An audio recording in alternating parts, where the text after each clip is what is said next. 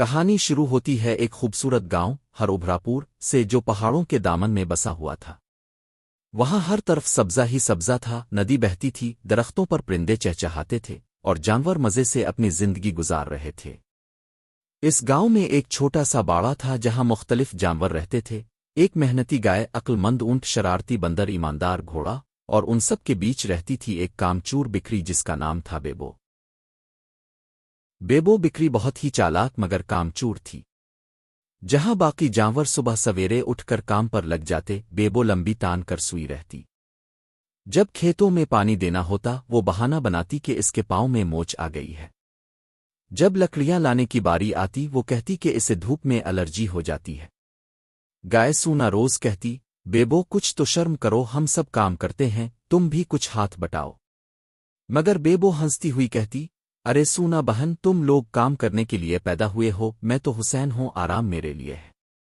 اونٹ حلیم جو ہمیشہ سنجیدہ بات کرتا تھا غصے میں کہتا، کام کے بغیر زندگی بے معنی ہے بیبو۔ مگر بیبو پر کوئی اثر نہ ہوتا۔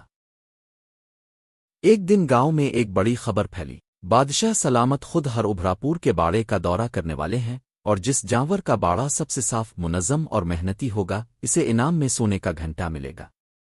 یہ سنتے ہی سب جانوروں نے کام کاج اور صفائی میں جانا شروع کر دیا۔ بندر چھوٹوں درختوں سے سوکھے پتے گرا گرا کر نیچے پھینکنے لگا، گائے سونا فرش پر گوبر صاف کرنے میں لگ گئی، اونٹ حلیم ٹوکریاں بھر بھر کر پانی لا رہا تھا، گھوڑا ببلو دیواریں رنگنے میں مصروف تھا، اور بیبو وہ اپنی چھاؤں میں لیٹی گانا گاتے ہوئے آرام کر رہی تھی۔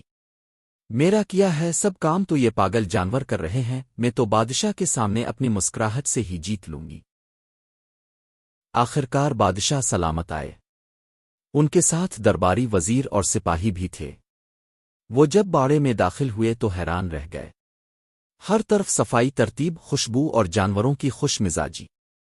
بادشاہ نے ایک ایک جانور سے سوال کیا، تم نے کیا کیا؟ بندر چھوٹو، میں نے تمام پتے جمع کیے، او گائے سونا، میں نے صفائی کی، اونٹ حلیم، میں پانی بھر کر لایا، او گھوڑا ببلو، میں نے رنگ و روغن کیا۔ پھر بادشاہ نے بیبو سے پوچھا، اور تم نے کیا کیا؟ بیبو تھوڑا ہنسی، تھوڑا شرمائی اور بولی، میں نے سب کی نگرانی کی جی۔ اگلے دن بادشاہ نے انعام کا اعلان کیا۔ سب محنتی جانوروں کو انعام دیا گیا۔ بندر کو کیلے کا باغ، گائے کو سونے کی گھنٹی، اونٹ کو چمکدار پالان، گھوڑے کو قیمتی نال دیے گئے۔ بیبو اسے کچھ نہیں ملا، نہ انعام نہ داد، بلکہ بادشاہ نے کہا، کامچور کو صرف افسوس نصیب ہوتا ہے۔ سب جانوروں نے تالیاں بجائیں اور جشن منایا، مگر بیبو ایک کونے میں بیٹھی شرمندہ اور افسردہ تھی۔ اس دن کے بعد بیبو میں ایک عجیب سی خاموشی آ گئی۔ وہ نہ گاتی تھی نہ ہنستی تھی، وہ بس خاموش بیٹھی رہتی۔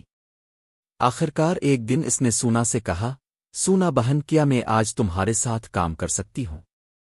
سونا حیران ہو کر بولی، بیبو تم کام؟ ہاں، میں شرمندہ ہوں، میں سچ میں بدلنا چاہتی ہوں۔ اگلے دن سے بیبو نے سب کے ساتھ کام کرنا شروع کیا۔ وہ سب سے پہلے اٹھتی، صفائی میں ہاتھ بٹا، سب کے لیے چارہ لاتی اور سب کے ساتھ کھیتی باڑی میں حصہ لیتی۔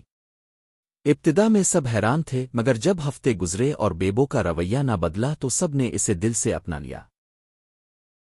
کچھ مہینوں بعد دوبارہ بادشاہ کا اعلان ہوا، ہم دوبارہ باڑے کا دورہ کریں گے اور دیکھیں گے کس نے اپنی حالت بہتر کی ہے۔